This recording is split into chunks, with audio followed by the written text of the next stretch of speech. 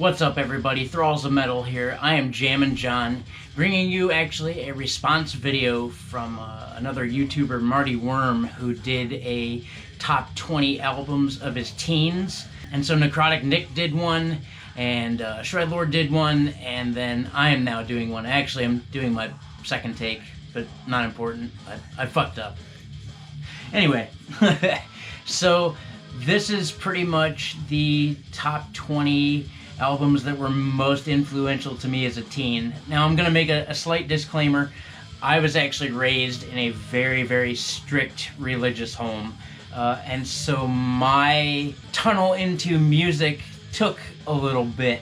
I didn't really hear my first, really, I guess, what I would call piece of actual, like, real heavy music in this stack to come until, like, 96, 97. I had a buddy in high school that really hooked me up on some shit, but prior to that, like, I never really was introduced to metal.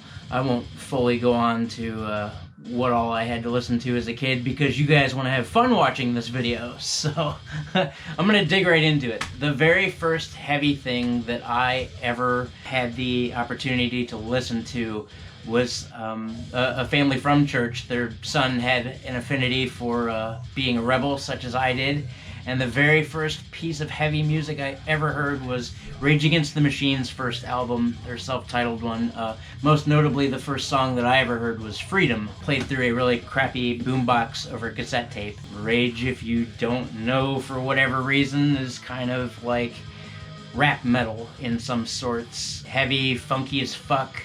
And they get better as their career progresses. The next item in line also came from another buddy who I went to church with, except he played really fucking awesome guitar and a blue electric violin. And it was the first time I'd ever seen anybody do that, so naturally I wanted to hang out with this guy because he was also a music fan. I played drums, he played guitar, so we jammed together a couple times. Seth Gangweir, if you're out there, brother, contact me. We haven't talked in years. Anyway, thank you for showing me the first Korn record. This was very new to me, this more aggressive style of music. The first thing I'd ever heard actually was Chutes and Ladders, which the lyrics were dumb. The music was pretty fucking heavy. I still jam this CD. To this day, I still have this CD on my phone and will play just about any song from it. Ball Tongue was a real rocker. The drum beat in the beginning of Ball Tongue is really fucking cool. I jammed this nonstop. It was a good time. So the next album in line for me will actually be the last of the church story things, except the one that is fun about this is the first time I heard the album I'm about to bring up here, I was in the minivan of the pastor. It was with his daughter and a couple of her friends, and so and I believe we were smoking Cool cigarettes because we were cool. I was like fucking 13. It was Pantera's Far Beyond Driven. And again, that was the first time I had heard this album. I didn't really fully buy into Pantera all the way until years later working third shift at a gas station, so. But the song I'm Broken, it just kind of stuck with me. Pantera being, what, New American Metal, or, you know, Pantera had some thrash and some groove, and people shit on Pantera, but that was a big period of my life for me. That's what, most notably, I think really was the catalyst to get me into a lot of other styles of heavy metal. And what can I say about this album that nobody has said before? And it was a toss-up between, you know, as far as what my favorite Pantera album was from that era, it's a toss-up between this and The Great Southern Turnkill, because floods. So we'll fast forward a couple years, around like 14 and 15. My problem wasn't that I didn't want to listen to heavy music, it was that I didn't know where to get it.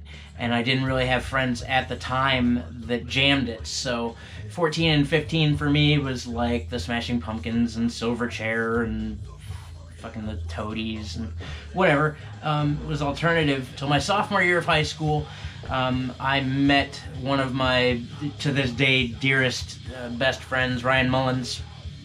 Without you, buddy, I never could have made it this far into music, so I appreciate it. So, you know, we all have that buddy that shows us music. Well, he was in a band at the time, and I played drums in the high school marching band, and so they were like, yo, you want to be in a band? And I was like, yeah. So I sat down and jammed with them and, you know, played through what I knew on the drums, and then they were like, all right. sent me home. Like the next day, I show up to school and Ryan hands me a cassette tape with a good probably 7 or 8 of the bands here I'm about to mention. And that was really what got me moving. One of the bands he showed me was Machine Head. And the only reason I didn't pick Burn My Eyes as my album was because The More Things Change is what was on that cassette tape, and it's what got me started. I think 10 Ton Hammer, Take My Scars, actually just most of this record. These guys are so good with like a meat and potatoes groove. They're very thrashy. You know, the guitar solos aren't the greatest, but they're there. Very high energy though. Just a lot I really liked about Machine Head. To this day I still really like Machine Head, although in my opinion nothing after the Blackening.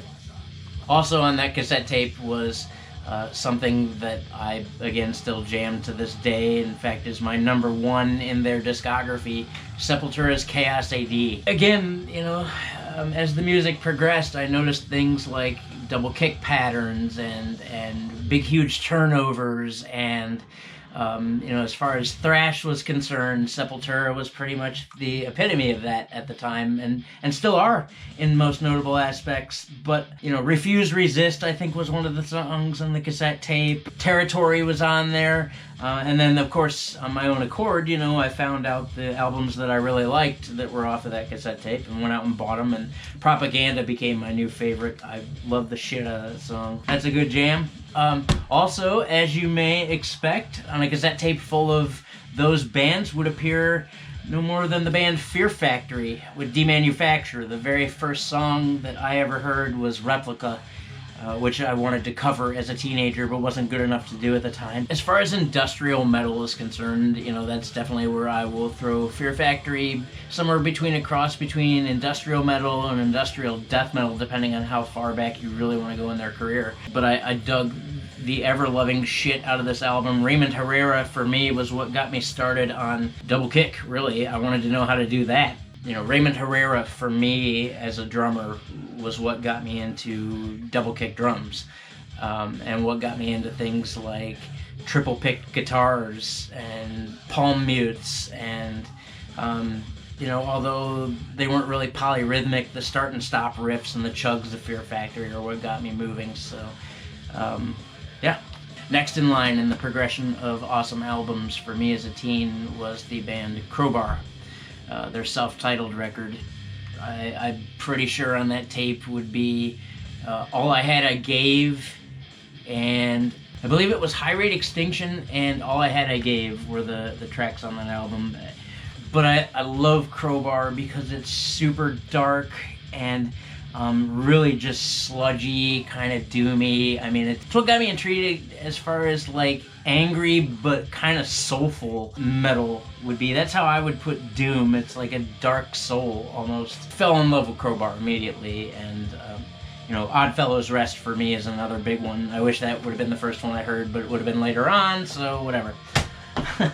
Next in line would be another band that I would call similar to all these bands. I mean, you can kind of see where I was going with music. Like any kid that gets a hold of something they really like, I wanted to keep fucking going at this point, because, you know, the music so far had really spoken to me, you know, on a more kind of internal level. Like the angst I felt as a kid, and, you know, I was always not the biggest kid in school, so instead of fighting people, I just let these bands be angry for me. Another band that I was shown by my same buddy would have been Down's first album, NOLA. Now the fun thing about this is that I remember being over at his apartment. He was a grade ahead of me.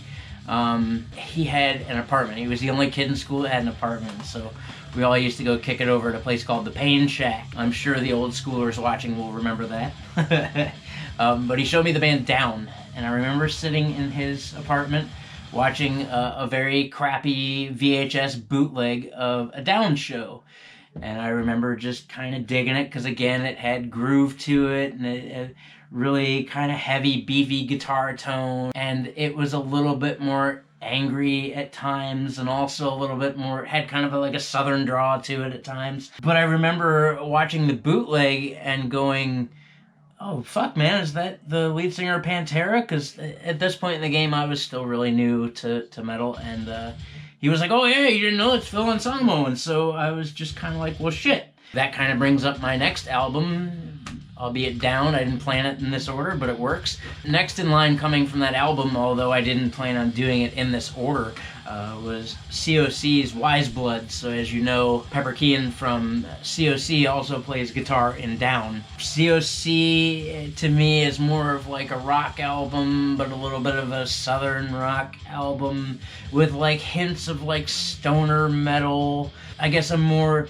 doomy feel in the sense that it's kind of downtrodden at times, but I wouldn't call COC doom metal by any means. But this album most specifically, while all the tracks on this album are good, the two that stood out to me at a time, you know, where I was still getting into metal but still retaining a little bit of the softer side of music from, you know, a different childhood. The songs that really stuck with me were Goodbye Windows, which is just this wonderful melodic, open, airy jam with real soft vocals. It's a very pretty song. And on the same token, Redemption City off this album, which to me had a little bit more groove and kind of jam feel to it. So man, I'm so thankful to know this album.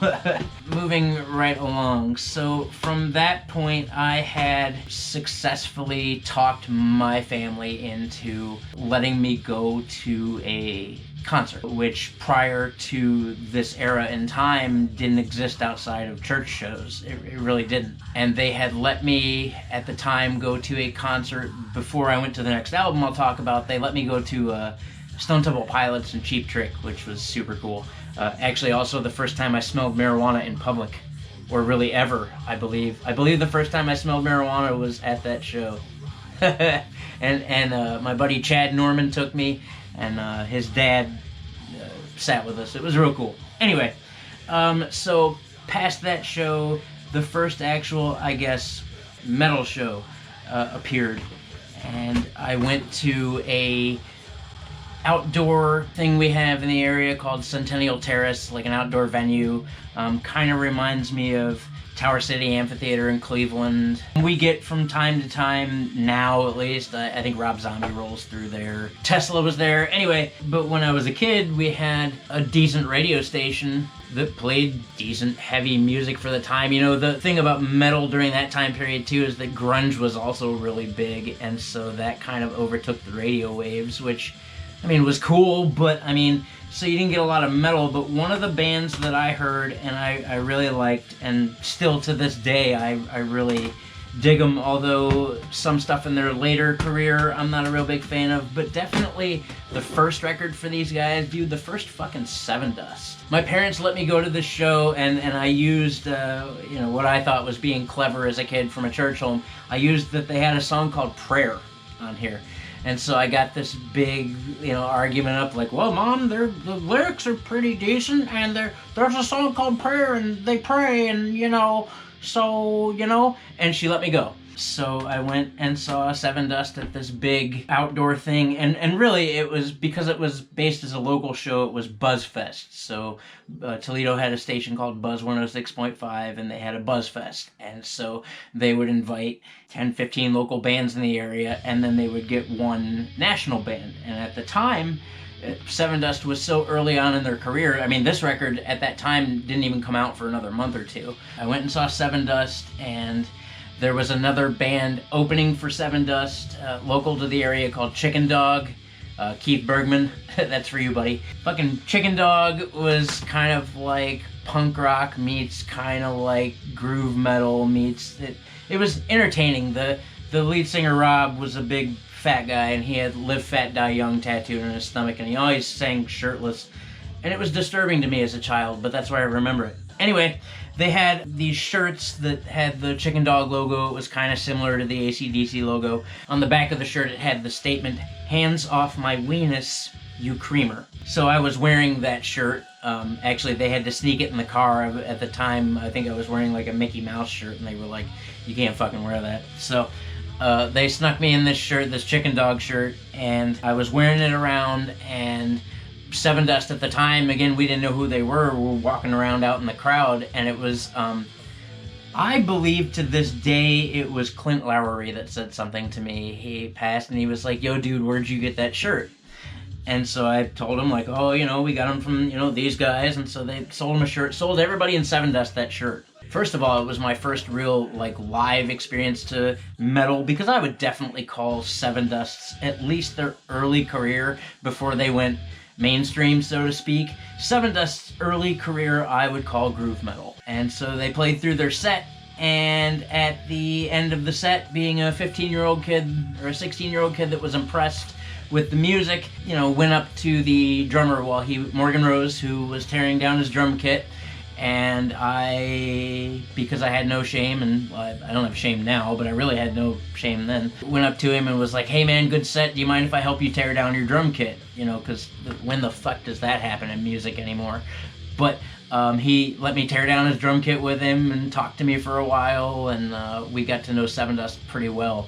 Which leads me into my next record. I wish on everything that there had been more of this record, and I think for people that know who they are, probably think that too. Snot and their album Get Some. So this was during a time period when, again, Sevendust was big, when metal was starting to become more accessible, I suppose.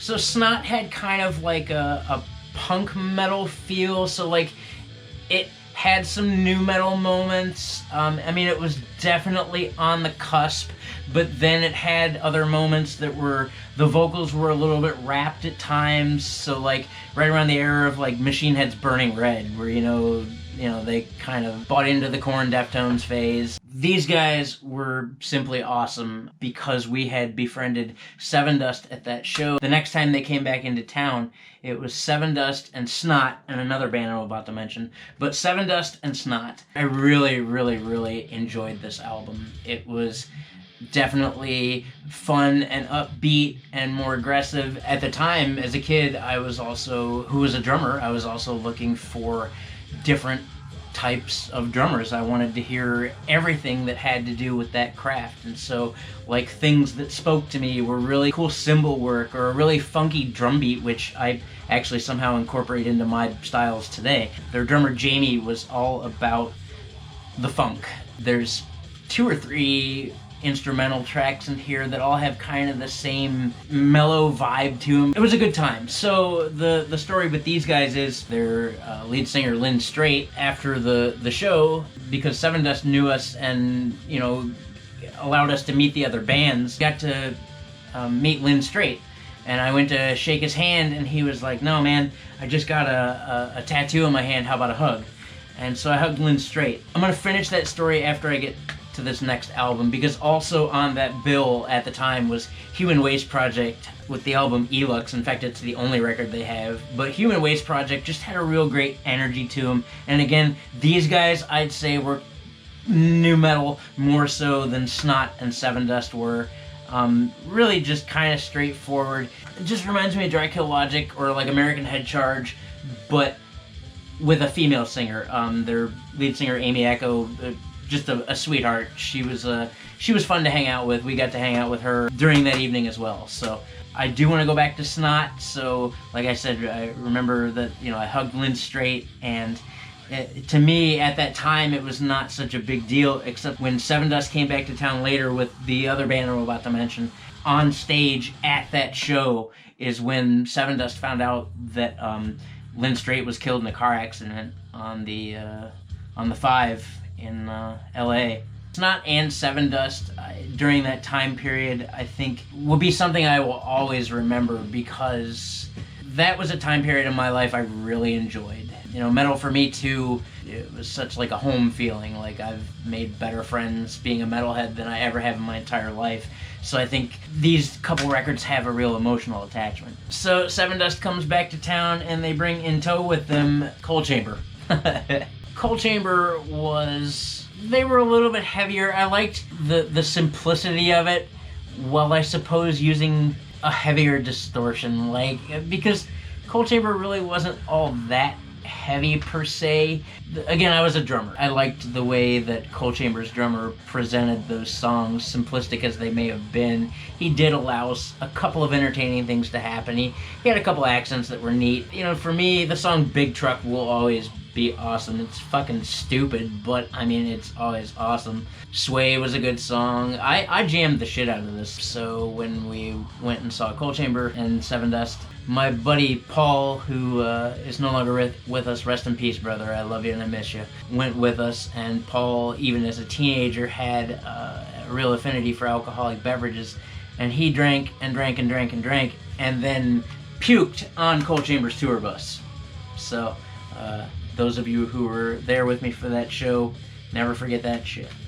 Coming off of Coal Chamber, mentioning Amir of the Desert, this is something bizarre.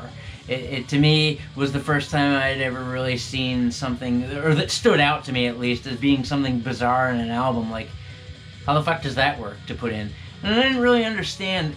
And then I came across one of the finest albums I think I've ever heard, System of a Down's first album. To this day, there's elements of this album that I have never heard anywhere else. This was all over the map for me. Of course, again, the music much more syncopated. Crap I'd never heard. The song Spiders is awesome. I think Sweet Pea and No were the first things I ever heard. Came off an Ozfest sampler, actually, the first time I heard it, and I really, really just dug the fuck out of this record. I jammed this record non-stop for months.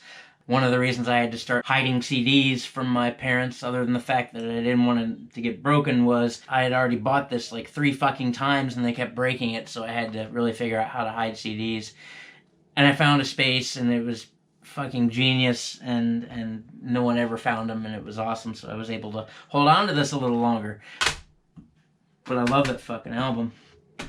In the same vein, of course, going across those lines would be Deftones with their first release, Adrenaline. Again, to this day, I still love 7 Words. I still love Bored. I still love Birthmark, Engine Number 9. This, I think, is when nu metal was kind of really starting.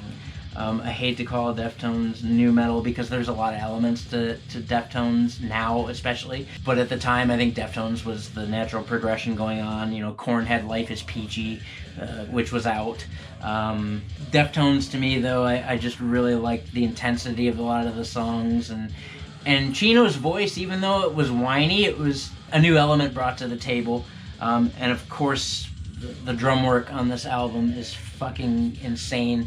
I've always been a big fan of Abe Cunningham because his drum beats are so solid, and there's not a whole lot of incredible, stuff that he does. I wouldn't call him technical by any means, but I would definitely call him solid and in the pocket, and the drum beats really bring out a sound that is absent from a lot of music. I don't know how to describe it ever, but I've always been a big fan of Deftones. Right around that time period, though, again, when music was becoming, I think that metal was starting to be a little bit more experimented with. And nu metal was definitely becoming a thing, but even within nu metal, there were some bands trying to retain the core of where they had come from. So I heard Soulfly's first record. Now, there's a couple cool things about this that I will bring up. So I'll just go ahead and say it. When I initially heard of Soulfly, it was because I was a Limp Bizkit fan. $3 Bill Y'all, you know what? That I'll still admit to liking a couple songs on $3 Bill Y'all. I will still admit to liking Counterfeit, Indigo Ranch, even Faith, because I thought it was fucking funny. I was like, what a fucking choice to pick for a cover. But Fred Durst was on this album in Bleed, which to this day is still one of my favorite Soulfly songs, and Eye for an Eye, and Prejudiced, and the instrumental jams off this record. In fact, this album and the thing on the back here inspired me to get this thing that I need to get fucking something done with. But I dug this album, but what's more entertaining about this, what I want to bring up, is in the summer of something or other, when Nick and I were in high school, I didn't know Nick at the time, but we went to summer school together. I flunked biology because I just plain didn't fucking pay attention.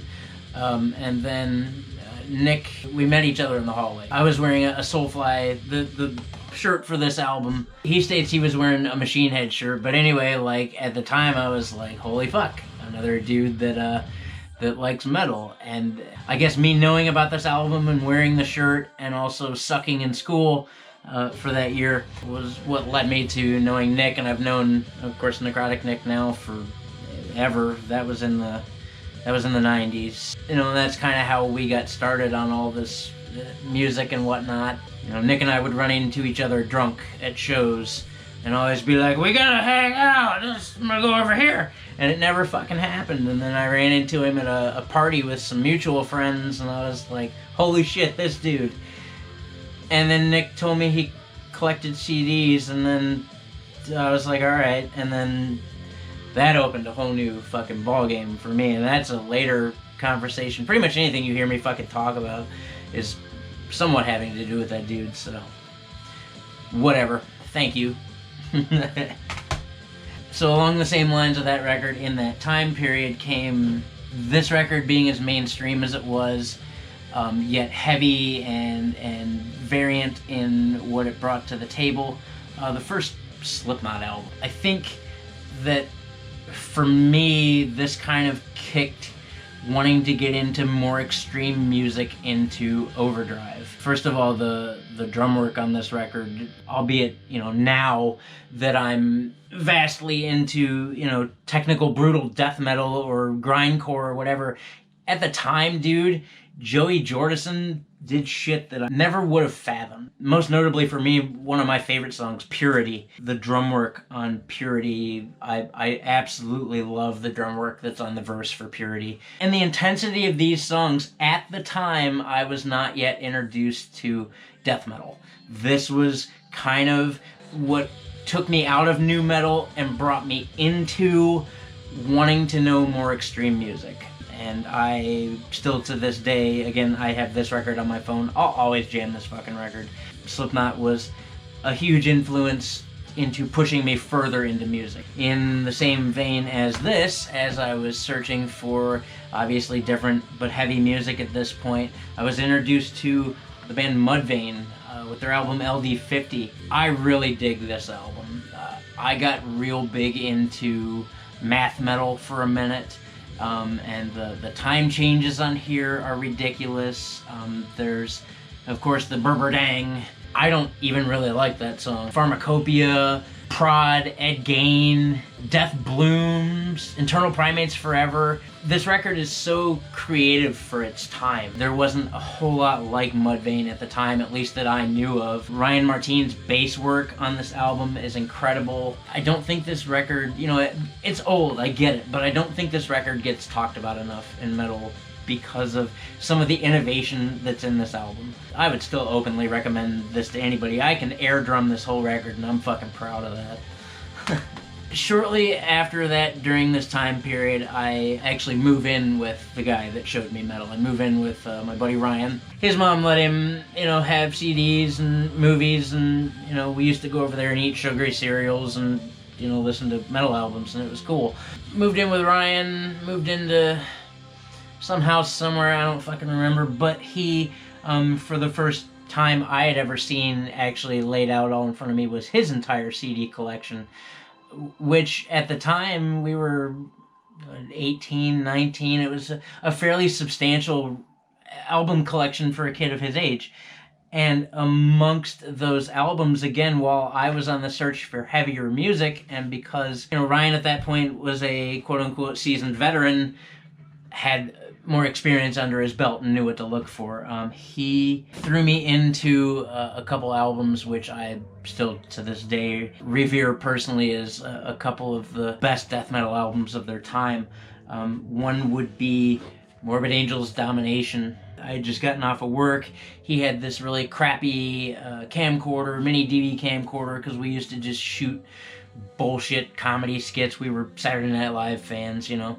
And so I went to work, and I came home, and he was like, oh yeah, check out the stupid video I made. And so he popped it on, And in the beginning of the video, Where the Slime Live come in. And just a stupid video of him making stupid faces, but the important part is that Where the Slime Live came on, and I absolutely loved it. That's where death metal became a thing for me, was Morbid Angel's Domination.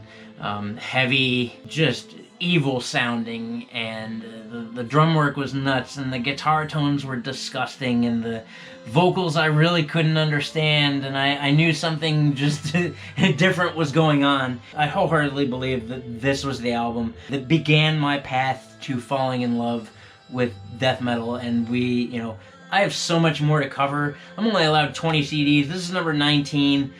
Fuck, man, I could do this 5-6 more times, but so that brings about the last of 20 records that I'm going to speak of today would be Cannibal Corpse's Tomb of the Mutilated. By this time in the game, I was definitely hungry for more. A hunger that, 20 fucking years later, I still can't give up. This album, as if I couldn't tell how disturbing this record was going to be from the beautiful artwork here on the cover. The first time I heard Hammer Smashed Face, in fact, yeah, what more can I say? The first time I heard Hammer Smashed Face, I was in. I was done. I was done with, I still have a very eclectic sense of music, but death metal will always be the niche I fit into, and this record was no fucking slouch. I really, am thankful for this, and I'm thankful for all the people that took their time out to show some dorky-ass little kid a bunch of really killer albums, because it's become like a thing for me. So I'm very thankful for this. That would bring us to the end of our 20 albums. First of all, thank you for hanging out and listening to me ramble on as I go through my childhood and find all the parts where I fell in love with music. Thank you for that. Again, thank you to Marty Worm, who came up with this idea first and allowed us to do a response. I had a great fucking time. I can't wait to do another one of these. Thirdly, Thralls of Metal just started an Instagram. As we have become, and thank you, first of all, for subscribing and liking. To those that are here, thank you so much. Because we have grown and found the need to branch out a little bit more, especially being bored as all get out during Corona here, we've started an Instagram. And so what I'm gonna say to you is this: if you are a band and you come to Instagram and follow us, if you send me a direct message on Facebook with your material, I will review your record. Or I will wait until I have amassed a decent-sized collection. I would like to actually start a what I found on Instagram segment. So please, by all means, come show us your shit. I've got a couple ones already that I'm working on, so we have that going for us now, and YouTube, and we're gonna talk about some additional things here in the future. I think we're even volleying around getting shirts and stickers for you folks. So if you guys like what you saw, please hit the like button and subscribe, because we do shit like this all the time. And because we're all bored to fucking tears right now, you can imagine our content's gonna get pretty cool, so, because we have nothing to do. Anyway, thank you all for joining me here tonight. You guys take care of yourselves.